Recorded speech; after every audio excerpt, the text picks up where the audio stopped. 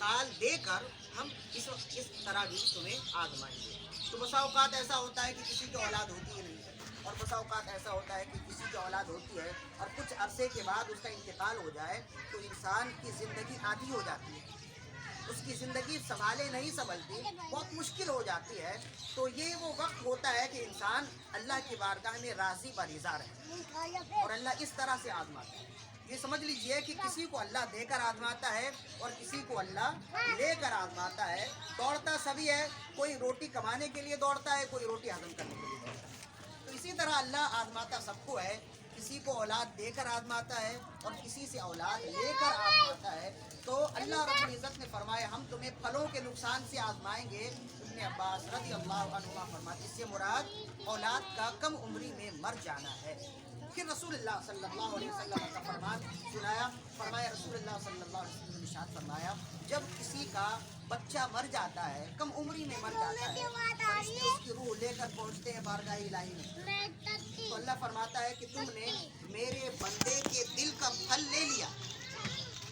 तुमने मेरे बंदे के दिल का फल तोड़ दिया। कि बताओ वो क्या कर रहा था? वो वावैला कर रहा था, रो रहा था, चीख पुकार कर रहा था, या वो राज़ी बरिज़ा था? फरिश्ते कहते हैं या अल्लाह उसने और कुछ ना कहा, सिर्फ वो राज़ी बरिज़ा था और उसने कहा इन्ना लिल्लाहि व इन्ना इलैहि राजिऊन, और वो तेरी बारगाह में हम्द व सना कर रहा था। अल्लाह फरमाता है ये तो बहुत अजीब बात है, लिहाजा मेरे बंदे के लिए एक महल बनाओ और उस महल का नाम बैतुल हम्द रखो। जब वो यहाँ आएगा तो इस महल में वो भी रहेगा और उसकी औलाद भी रहेगी। रसूलुल्लाह सल्लल्लाहु अलैहि वसल्लम ने इरशाद फरमाया कि कम उम्री में जो बच्चे मर जाएं वो भी हमारे लिए बेफायदा नहीं होते। जो बच्चे जवान हो जाएं तो दुनिया में वालिदैन के लिए फ़ायदेमंद होते हैं, और जो बच्चे कम उम्री में मर जाएं तो वो आखिरत के लिए फ़ायदेमंद होते हैं। हत्ता के रसूल करीम सल्लल्लाहु अलैहि वसल्लम ने इरशाद फरमाया वो बच्चा जो अभी बना भी नहीं है, जिसे कहते हैं नातमाम बच्चा, वो बच्चा जो अभी माँ के पेट में बना भी नहीं है, वो बच्चा भी अगर ख़त्म हो जाए, हमल साकित हो जाए, तो रसूलुल्लाह सल्लल्लाहु अलैहि वसल्लम ने इरशाद फरमाया कि उसका भी नाम रखो, इसलिए कि क़यामत के दिन वो बच्चा, वो तो नातमाम बच्चा है ना उसके हाथ है ना उसके पाँव है, लेकिन हुजूर पाक ने फरमाया वो बच्चा भी अपने वालिदैन की शफाअत के लिए आए। और जामे तिर्मिज़ी की हदीस हुजूर पाक ने फरमाया वो बच्चा ऐसे लड़ेगा जैसे कोई अजीज़ अपने अजीज़ से लड़ता है, वालिहाना अंदाज में लड़ता है। कोई महबूब अपने महबूब से किसी बात के मनाने के लिए जैसे लड़ता है, वो बच्चा अपने रब से लड़ेगा। तो अल्लाह फरमाएगा मैंने तो तुम्हें जन्नत दे दिया है, तो तुम फिर क्यों लड़ते हो? तो वो कहेगा कि मैं अकेला जन्नत में नहीं जाऊँगा, अपने वालिदैन को लेकर जाऊँगा। तो फिर रब्बुल जलाल उस बच्चे के लड़ के आगे अपने आप को फरमाएगा कि मैंने तुम्हें हुक्म दे दिया, इजाज़त दे दी, तुम भी जन्नत में जाओ, अपने वालिदैन को ले जाओ। तो कहते हैं उस बच्चे के हाथ पाँव तो नहीं है, वो अपनी नाफ से अपने वालिदैन के हाथ को पकड़ेगा,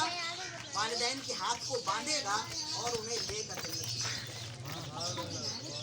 तो वालिदैन के लिए दोनों जहान में कामयाबी है। बच्चे अगर बड़े हो गए और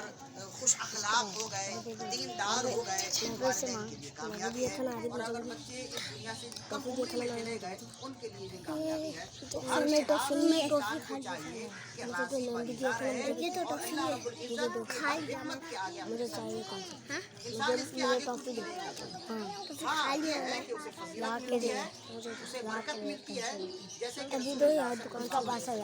फरमाया कि कोई शख्स किसी सदमा के वक्त में जब ये पढ़ता है इन्ना लिल्लाहि व इन्ना इलैहि राजिऊन, अल्लाह उसी वक्त उसे बख्श देता है, बशर्ते कि वो जज़ा फज़ा ना करे, वावैला ना करे,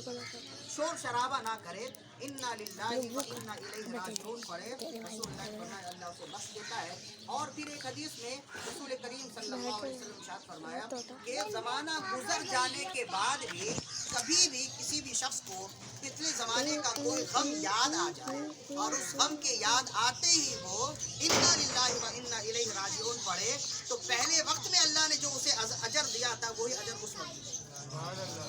जैसे अभी 2 साल गुजर गए ना, तो अभी दोबारा गम ताज़ा हो गया, تو جب بھی غم تازہ ہو کسی بھی واقعے کے لیے تو انسان پڑھ لے انا للہ و انا الیہ راجعون، تو پہلے صدمے میں اسے جتنا ثواب اللہ نے دیا تھا، چاہے زمانہ کتنا بھی گزر جائے، ہر بار اس صدمے کو یاد کر کے جب انسان پڑھے گا تو وہی اجر و ثواب۔ اللہ رب العزت تھکتا نہیں ہے نیکی دینے سے، وہ تو نہایت سستا سودا بیچ رہے ہیں جنت کا، ہم مفلس کیا مول چکائے اپنا جیب نکالے۔ لہٰذا ایک مسلمان کے لیے یہی ہے کہ وہ اللہ کی ہر رضا پر راضی رہے، اور جو بھی مصیبت آئے تو قرآن مجید نے ہمیں بتایا کہ ہم ہر مصیبت کے وقت میں پڑھیں، چاہے وہ مصیبت بڑی ہو چاہے چھوٹی ہو، انا للہ و انا الیہ راجعون پڑھیں۔ اگر بڑی مصیبت ہوگی تو وہ چھوٹی ہو جائے گی، چھوٹی مصیبت ہے تو اس کا جلد ازالہ ہو جائے گا۔ اس کو رسول کریم صلی اللہ علیہ وسلم نے اس انداز میں بیان کیا، فرمایا کہ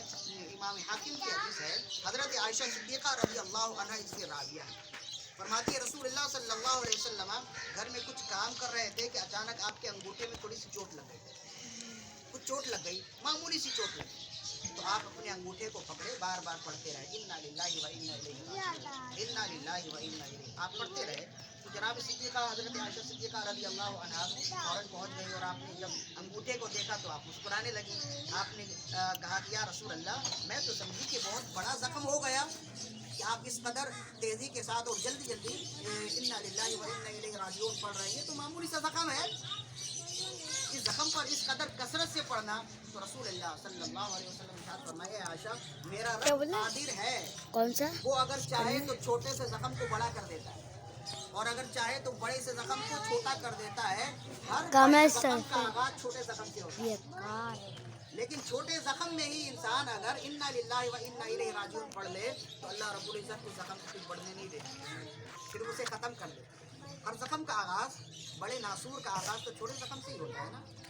تو رسول کریم صلی اللہ علیہ وسلم نے ارشاد فرمایا تمہیں جو بھی دکھ گزرے، جو بھی غم گزرے، فوراً یہ پڑھ لو، تو یہ ہے کہ یا اگر وہ دکھ زیادہ ہے اللہ اس میں کمی کر دے گا، جلد ازالہ کر دے گا، چھوٹے سے چھوٹا زخم ہو، چھوٹے سے چھوٹا دکھ ہو یا بڑے سے بڑا غم ہو، اس میں انسان کو یہی پڑھنا چاہیے، چاہے اس غم کو گزرے ہوئے زمانہ ہو گیا ہو، بار بار انسان پڑھے گا، بار بار اسے اجر و ثواب ملے گا، چھوٹے غم میں پڑھے گا اللہ رب العزت اس غم کو بڑا ہونے میں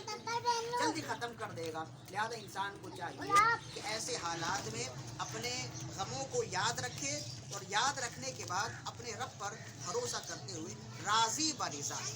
جو شخص راضی برضا رہتا ہے نا اللہ رب العزت اس کو نعم البدل جلد عطا فرماتا ہے، اور جو جزا فضا کرتا ہے تو اس سے اس کا ہونا کچھ بھی نہیں،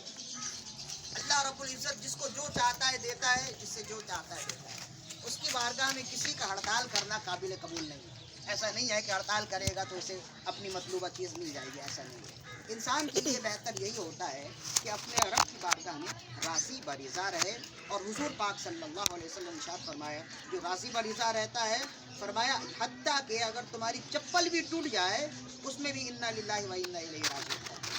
تو اس پڑھنے سے کیا ہوگا، چھوٹا زخم چھوٹا غم چھوٹا ہی رہے گا، جلد اس کا ازالہ ہو جائے گا، وہ بڑھنے نہیں پائے گا، ورنہ بسا اوقات ایسا بھی ہوتا ہے۔ اور انا للہ و انا الیہ راجعون پڑھنے کے ساتھ ساتھ رسول کریم صلی اللہ علیہ وسلم نے ایک اور دعا بھی ارشاد فرمائی، فرمایا کسی کو کوئی غم آئے اور غم آنے کے فوراً بعد انا للہ و انا الیہ راجعون پڑھے، اور اس کے بعد پڑھے اللہم اجرنی فی مصیبتی واخلف لی فی اہلی، یا اللہ مجھے اس مصیبت میں اجر دے اور اس مصیبت کا جلد نعم البدل دے، اللہم اجرنی فی مصیبتی واخلف لی اہلی،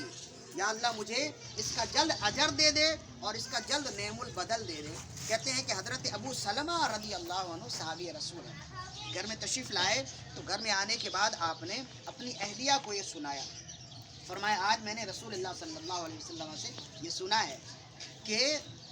جب بھی تمہیں کوئی غم پہنچے تو اس غم کے فوراً بعد یہ پڑھو انا للہ، پڑھنے کے بعد اللہم اجرنی فی مصیبتی واخلف لی فی اہلی، یا اللہ مجھے اس مصیبت میں اجر دے اور اس کا جلد نعم البدل دے۔ تو رسول کریم صلی اللہ علیہ وسلم نے ہمیں یہ سکھایا ہے تو میں تمہیں سکھا رہا ہوں۔ ابھی آگے تو گفتگو مزید ہے، لیکن یہاں سے ایک بات اور سمجھ میں آتی ہے، انسان باہر کچھ بھی سیکھے، کوئی دین کی بات سیکھے تو اسے چاہیے کہ اپنے گھر میں آ کے سیکھے، اپنے گھر میں آ کر اپنے بچوں کو اپنی اہلیہ کو سکھائے. مردوں کے لیے دین سیکھنے کے اسباب و ذرائع بہت ہوتے ہیں. وہ مختلف محفلوں میں جاتا ہے, 4 لوگوں کے درمیان میں بیٹھتا ہے, جمعے کی نماز میں حاضر ہوتا ہے. خواتین کے لیے دین سیکھنے کے ذرائع کم ہوتے ہیں اور گمراہی کے ذرائع زیادہ ہوتے ہیں. مردوں کو چاہیے کہ اپنے گھروں میں دینی ماحول قائم کرتے ہوئے باہر کچھ نیا سیکھیں, گھر میں آ کر سکھائیں, ان کو بتائیں. یہ صحابہ کا طریقہ تھا. حضرت اتبان بن مالک رضی اللہ تعالیٰ گھر میں آئے اور آنے کے بعد آپ نے گلاس میں پانی لیا, اپنی اہلیہ کو پلانے لگے. تو وہ تو جاہلیت کا دور تھا. اس دور میں جب آپ پلانے لگے تو اہلیہ بھی چونک گئی کہ نہ جانے کیا ہوا. تو ان کا آج رسول اللہ صلی اللہ علیہ وسلم نے ہمیں سکھایا ہے, آپ نے بتایا کہ جو لقمہ تم پیار سے اپنی اہلیہ کو کھلاتے ہو, اللہ رب العزت اس کی وجہ سے دونوں کو بخشش دے دیتا ہے اور وہ تمہارے لیے صدقہ ہو جاتا ہے. تو ابھی میں نے سنا ہے تو میں وہ عمل کر رہا ہوں. تو اس میں 2 باتیں ہیں. ایک تو یہ ہے کہ سننے کے بعد فوراً عمل کرنا چاہیے, اور دوسرا یہ ہے کہ دوسروں کو بتانا. بالخصوص اپنے گھر میں شادی شدہ اپنی اہلیاؤں کو یا اپنے گھر میں چھوٹے بچوں کو, بھائی بہنوں کو یہ ترغیب دینی چاہیے, سکھانا چاہیے, ان کو شرمانا نہیں چاہیے. اس لیے کہ ابھی جو